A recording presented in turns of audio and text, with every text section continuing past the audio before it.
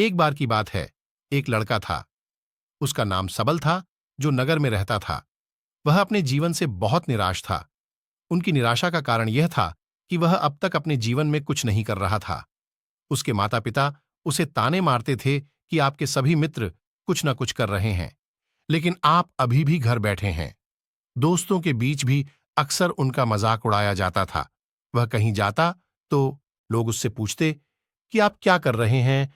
उसे यह बताने में भी शर्म आ रही थी। वह कुछ नहीं कर रहा था। धीरे धीरे उसने रिश्तेदारों से मिलना जुलना कम कर दिया और लोगों से मिलना भी बंद कर दिया। वह ज्यादातर समय घर पर ही रहता है।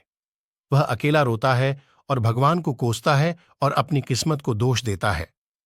अब उसे अपना जीवन बोझ लगने लगा था। कभी कभी वह सोचता कि कब वह कुछ करने के योग्य बनेगा, और फिर वह सोचता कि जिंदा रहने से अच्छा मर जाना है। एक दिन वह अपने नगर की एक गली से गुजर रहा था। तभी उसने देखा कि एक उपदेशक दुक्काह और परेशानियों पर उपदेश दे रहा है। वह भी उसी भीड़ में सबसे पीछे बैठ गया और गुरु के प्रवचन सुनने लगा। उपदेशक कह रहा था, दुख एक शिक्षक की तरह है जो हमें जीवन की सच्चाई दिखाता है और हमें जीने का सही तरीका सिखाता है। आप चाहें तो जिंदगी जीना भी सीख सकते हैं। गुरुजी उपदेश दे रहे थे कि तुम चाहो तो कुछ भी हासिल कर सकते हो, और अगर चाहो तो एक कोने में बैठकर रो सकते हो। इन सभी बातों को सबल ध्यान से सुन रहा था, लेकिन शिक्षक की यह बातें पसंद नहीं आईं। उसने खड़े होकर कहा कि कुछ भी सिखाने से दुख दूर नहीं होता। इसमें केवल दर्द होता है। दुख की पीड़ा अनंत है। ऐसा लगता है कि इसके बाद कुछ होने वाला नहीं है। इससे कुछ भी फर्क नहीं पड़ता है। इसके सामने तो मौत भी छोटी लगती है। उपदेशक ने कहा, फिर तुम्हारा दुख क्या है? सबल ने उसके सामने अपनी सारी व्यथा सुनाई और पूछा, मेरे दुख का कोई उपाय है तुम्हारे पास? यह सुनकर शिक्षक मुस्कुराए और बोले, तुम उस दिन मेरे पास आओ जब आपके जीवन में वास्तविक दर्द हो। मैं आपकी समस्या का समाधान अवश्य करूंगा। यह कहकर गुरु वहां से चला गया। सबल ने सोचा, कहीं मेरा दुख नकली तो नहीं है? क्या मैं जिस दर्द से गुजर रहा हूं वह नकली है? मेरा दुख कोई नहीं समझ सकता। जब मां बाप नहीं समझते तो गुरु क्या समझेगा? उनके दुखों से व्यथित होकर सबल ने एक फैसला लिया कि अब वह कुछ करेगा। सबल ने एक छोटा व्यवसाय शुरू किया, पर उसे सफलता नहीं मिल रही थी। लेकिन उसके घरवाले पूछते हैं कि क्या वह कुछ कोशिश कर रहा है? वह अपने व्यवसाय में लगा रहा और धीरे धीरे उन्हें सफलता मिलने लगी। फिर उसने गति पकड़ी और केवल 3 साल के अंदर ही वह एक बड़ा बिजनेसमैन बन गया। अब सबल के आसपास ऐसे कई लोग थे जो उसकी परवाह करता था, जो उससे प्यार करता था। अब उनके परिवार के सदस्य भी उसकी तारीफ करते नहीं थक रहे थे। दिन ब दिन उसके मित्रों की संख्या बढ़ती जा रही थी। अब वह अपनी जिंदगी से बहुत खुश था। उनके कुछ दोस्तों ने उन्हें सलाह दी कि जब आप एक बड़ा बिजनेसमैन बनकर बहुत खुश हैं, तो सोचिए आपको कितनी खुशी होगी अगर आप इस शहर और इस राज्य के सबसे बड़े बिजनेसमैन बन जाते हैं। कितने लोग आपसे जुड़ना चाहेंगे, आपकी कितनी बड़ी ख्याति होगी, और स्वयं राजा भी आपसे दोस्ती करना चाहेंगे और जरूरत पड़ने पर ही आपसे पैसे उधार लेंगे।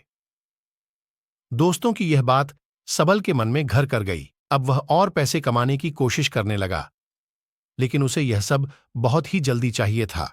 वह समय बर्बाद नहीं करना चाहता था। उनका अधिकांश समय इन चीजों को प्राप्त करने में गलाने लगा। इसलिए वह ऐसे काम करने लगा जो सही नहीं था। उसने बड़ा उधार लेना शुरू कर दिया। उसके दोस्तों से पैसे की मात्रा और अधिक मुनाफा कमाने के लालच में वह अपने माल में मिलावट करने लगा। उसने अन्य व्यापारियों के खिलाफ भी साजिश रची और उन्हें डराया धमकाया। जैसा उसके दोस्त कहते थे वैसा ही करता था। वह इन तरीकों से ज्यादा पैसा कमा रहा था, पर अब उसके जीवन में पहले जैसा चैन न था। उनके मन की शांति गायब हो गई थी और वह रात को सो नहीं पाता था। वह हंगामे में रहता था। वह सब कुछ पाकर भी उन्हें किसी चीज में सुख नहीं मिल रहा था। एक दिन सबल अपनी गाड़ी में कहीं जा रहा था। तभी रास्ते में उन्हें उपदेशक का आश्रम दिखाई दिया।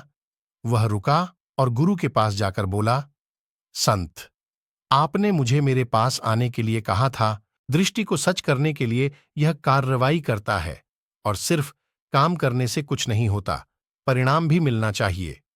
जब आपको लगता है कि आपका लक्ष्य हासिल नहीं होने वाला, तब राह में चाहे कितनी भी मुश्किलें आ जाएं, मन कितना भी निराश क्यों ना हो, कितना भी लगता हो कि अब कुछ नहीं होने वाला है, तभी विश्वास करें, मैं जो भी कर रहा हूं उसमें अवश्य सफल होऊंगा। लोग केवल सफल लोगों का सम्मान करते हैं। कोई कितना भी अच्छा क्यों ना हो, वह हमेशा लोगों की नजरों में बोझ बने रहते हैं। यह सब सुनकर उपदेशक मुस्कुराया और बोला, जब आपके पास है तो यह वास्तविक दुख नहीं है। अपने जीवन में वास्तविक दुख आए तब मेरे पास आओ, मैं उसे ठीक कर दूंगा। सबल ने जाते समय साधु को सोने के सिक्कों से भरा घड़ा भेंट किया।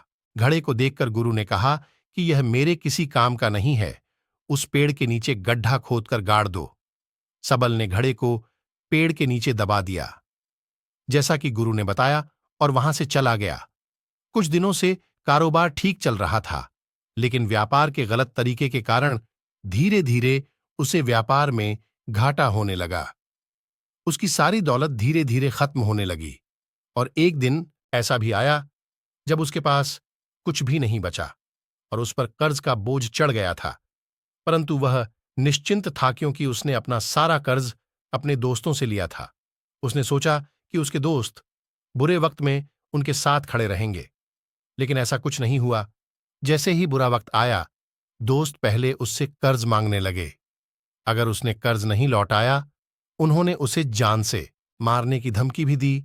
उनके सभी शुभचिंतक और प्रियजन उससे दूर हो गए। उसके दोस्त, जो उसके साथ मस्ती किया करते थे, अब उससे दूर भाग रहे थे। उसका परिवार उसकी गलतियां और कमियां गिनने लगा।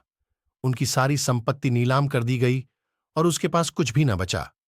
जब उसने अपने पिता से मदद मांगी, पिता ने कहा कि मेरे पास थोड़ी सी संपत्ति है, मैं तुम्हारी मां को क्या कहूंगा अगर मैं तुम्हें दे दूं? यह संपत्ति हमारा अंतिम उपाय है। सबल के मन में गहरा दुख छा गया। उसके आसपास कोई नहीं था जो उनके दुख को समझ सके, जो उसे संभाल सके। जनता के इस विश्वासघात के कारण वह अंदर से टूट चुका था। वह सोचने लगा कि अब जीने का क्या मतलब है, अब मौत ही मेरा सहारा है। वह आत्महत्या करने के लिए पहाड़ी पर जा रहा था। तब से उसे याद आया कि उस शिक्षक ने उससे कहा था, मेरे पास आओ जब तुम्हारे जीवन में वास्तविक दुख हो। सबल गुरु के पास गया और अपनी सारी व्यथा सुनाई। आंखों में आंसू लिए उसने कहा, हे गुरुजी, मेरे दुख का निवारण कीजिए। गुरु ने कहा, जब जीवन में असली दुख होता है तब मेरे पास आ जाना, मैं इसे जरूर ठीक करूंगा। सबल ने कहा कि ये क्या हो रहा है मेरी जिंदगी में, अभी दुख नहीं है तो आखिर असली दुख क्या है? गुरुजी ने सबसे कहा कि पहले आप मुझे बताओ, आपने अपने दुख से क्या सीखा? सबल ने कहा कि मैंने वह सीखा, जो लोग हमारे जीवन में आते हैं, वह हमारी सफलता और प्रगति के कारण वो हमें धोखा जरूर देंगे, क्योंकि बुरे समय में वे हमारे साथ नहीं खड़े होंगे। वे अच्छे समय में ही हमारा फायदा उठाएंगे और बुरे समय में हमें छोड़ देंगे। उन लोगों पर ही भरोसा करें जो हमारे बुरे समय में हमारे साथ खड़े रहते हैं, लेकिन ऐसे लोग बहुत कम होते हैं। लेकिन जिनके पास है, उन्हें उनकी सराहना करनी चाहिए, उनका अपमान नहीं करना चाहिए। मैंने कभी भी किसी के खिलाफ साजिश नहीं रखना चाहिए। अपना काम ईमानदारी और धैर्य से करें और कभी लालची मत बनो। अपने सारे दुख दर्द और अनुभव बयां करने के बाद सबल गुरुजी के सामने आंखों में आंसू लिए बैठ गया। कुछ देर बाद साधु उठे और पेड़ के नीचे एक गड्ढा खोदा और घड़ा निकाल लिया, जो सोने के सिक्कों से भरा हुआ था। उसने सबल को देकर कहा, मेरे पास आओ जब तुम्हारे जीवन में वास्तविक दुख हो। सबल ने अपने शिक्षक को धन्यवाद दिया और उसे प्रणाम करके चला गया। उस पैसे से उन्होंने एक छोटा सा व्यवसाय शुरू किया। अब वह छोटा व्यापारी बनकर भी खुश हैं। उन्होंने पूरी लगन और ईमानदारी से कारोबार किया। जल्द ही वह अपने शहर का एक बड़ा व्यापारी बन गया। उनका जीवन सुख सुविधाओं से भरा हुआ था। लेकिन कोई कितना भी अच्छा क्यों ना हो, लेकिन जीवन में दुख आता है, तो सबल के जीवन में भी दुख आते थे। अपने माता पिता की मृत्यु के रूप में वे दोनों एक ही दिन मर गए। सबल अपने माता पिता से बहुत प्यार करता था, इसलिए उनके निधन से उन्हें गहरा सदमा लगा। वह शवों को ले गया, दोनों को श्मशान घाट ले गया जहां अंतिम संस्कार किया गया। वहां उसने अपने माता पिता का शव जलता हुआ देखा तो उनका मन बेचैन हो उठा। उसके मन में कई सवाल उठने लगे। वह घर वापस आ गया, इसलिए उसने अपने माता पिता के घर और संपत्ति को देखा, जिसके लिए उनके पिता हमेशा लड़ते रहे आज जो छूटा पड़ा है। जिन्होंने इसकी देखभाल की, इसके लिए लड़ने वाले इस दुनिया से चले गए। उसके पिता ने जो कुछ कमाया वह सब यहीं रह गया। एक दिन पहले तक उसके पिता मारपीट करते थे किसी के साथ उसकी संपत्ति के लिए, आज वो खुद इस दुनिया से चले गए। उसका मन ऐसे अनेक विचारों के बवंडर में था। वह अंदर से अकेला और डरा हुआ महसूस कर रहा था। वह खाली महसूस कर रहा था। उसे लगा कि कुछ है, वह समझ नहीं सका। इसलिए वह गुरु के पास गया। उसे देखकर गुरुजी ने कहा, क्या जीवन में कोई दुख है? सबल ने कहा, वैसे तो जीवन में कोई दुख नहीं है, सब कुछ अच्छा चल रहा है, लेकिन आज मेरे माता पिता का देहांत हो गया है। मैं इस घटना से बेहद दुखी और परेशान हूं। गुरुजी ने कहा, इसमें दुखी होने की क्या बात है? एक दिन सबके अपनों को मरना है। कोई न कभी जिया है और न कभी रहेगा। एक दिन तुझे भी मरना है। शायद तुम कल ही मर जाओगे, या आप आज भी मर सकते हो। सबल ने कहा, क्या कह रहे हो गुरु जी? मैं भी मर जाऊंगा, लेकिन मैं अभी जवान हूं। गुरु ने कहा कि सब जी रहे हैं इस भ्रम में कि मृत्यु केवल दूसरों को आती है, बड़ों के पास ही आती है। लेकिन जवान और बूढ़े मर जाते हैं, बच्चे मर जाते हैं। मौत का उम्र से कोई लेना देना नहीं है। यह सभी को प्रभावित करता है। मास्टर जी की ये बातें सबल के मन में घर कर गईं और वह चुपचाप चला गया। लेकिन उसका मन अभी भी बेचैन था। वह खाली महसूस कर रहा था। वह सारा दिन अपने बारे में ही सोचता रहा कि वह कौन है, वह इस दुनिया में क्यों आया है।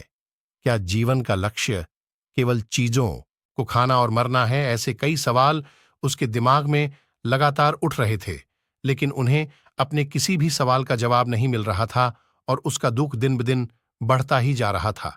इसलिए कुछ दिन बाद वह फिर से गुरुजी के पास पहुंचा और बोला, हे स्वामी, मैं बहुत दुखी हूं, क्योंकि मैं यह नहीं जान पा रहा हूं कि मैं कौन हूं और मैं इस दुनिया में क्यों आया। यह दुख कहलाने के लायक हैं। हम नहीं जानते कि हम कौन हैं, हम क्यों आए हैं, क्या करें, कैसे करना है। सबल ने अपने गुरु से कहा कि उसकी दुर्दशा दूर करो। गुरु ने कहा कि हम सभी इंसान हैं, जीवन भर संग्रह करते रहते हैं। सबल ने कहा कि सभी इंसान जीवन भर धन, सम्मान, परिवार, प्रतिष्ठा, मित्र, शत्रु आदि जमा करता है। गुरु ने पूछा, क्या हम एकत्रित की गई चीजों में से कुछ भी अपने साथ ले जा सकते हैं? सबल ने कहा, कोई भी इंसान अपने साथ कुछ भी नहीं ले जा सकता, वह सिर्फ अकेला ही जाता है। मेरे माता पिता भी अपने साथ कुछ भी नहीं लेकर गए। सब कुछ धन संपत्ति वैभव सब कुछ यहां पर छोड़कर गए। शिक्षक ने कहा, अब मेरी बात ध्यान से सुनो। इस संसार में हमें जो संग्रह करना चाहिए वह हम नहीं करते। चीजें हमारे सामने होती हैं, लेकिन हम उन्हें देखने की कोशिश नहीं करते। हमें इस दुनिया में जो कुछ भी इकट्ठा करना है वह हम खुद हैं। हमें खुद को जुटाना होगा ताकि जब हम मरें तो हम एकजुट हो सकें। और खुद को पहचानने में सक्षम होने के लिए हम अंदर बंटे हुए हैं। हम प्यार, नफरत, गुस्सा, ईर्ष्या में बंटे हुए हैं। क्रूरता, धन, स्थिति, प्रतिष्ठा, सम्मान, पहचान, धर्म, जाति, सैकड़ों हजारों ऐसी चीजों और इच्छाओं में हम विभाजित हैं और टुकड़ों में जीवन जी रहे हैं। इस विभाजन के कारण हमारी चेतना कभी एक नहीं हो सकती।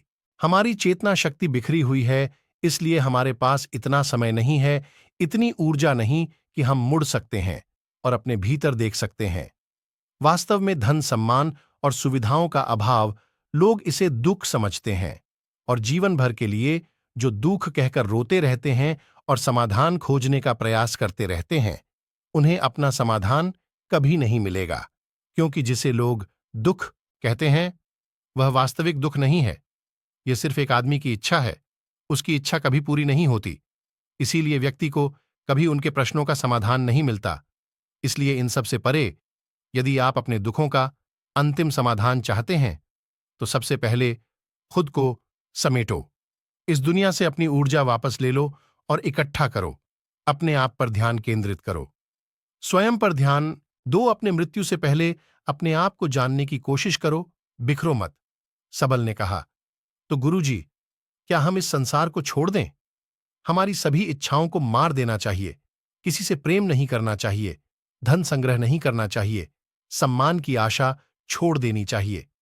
शिक्षक ने कहा कि भावनाओं और इच्छाओं ऐसे बिखरे हुए मनुष्य में से निकल आओ, जैसे कोई पत्थर पहाड़ से गिरे जिस पर पर्वत का कोई वश नहीं है, सिवाय देखने के, परेशान होना और कुछ खोना। वैसे ही बिखरे हुए मनुष्य की इच्छाएं बेकाबू और दर्दनाक हैं।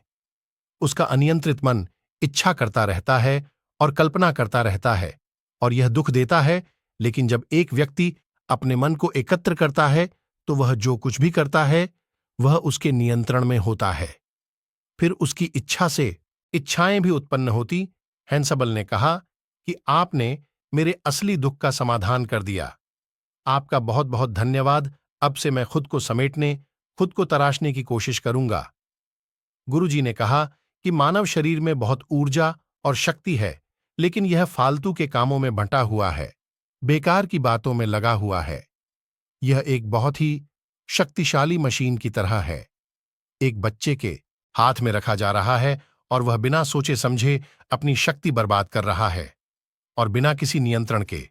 इसीलिए ईश शक्ति पर ध्यान दें, अपनी चेतना, और इसे इकट्ठा करें। सबल को अपने प्रश्नों का उत्तर मिल गया। उसने अपने गुरु का शुक्रिया अदा किया और चुपचाप चला गया। दोस्तों, उम्मीद है आपको यह कहानी पसंद आई होगी। अगर आपको यह कहानी पसंद आई हो तो अपने दोस्तों और परिवार के साथ जरूर शेयर करें।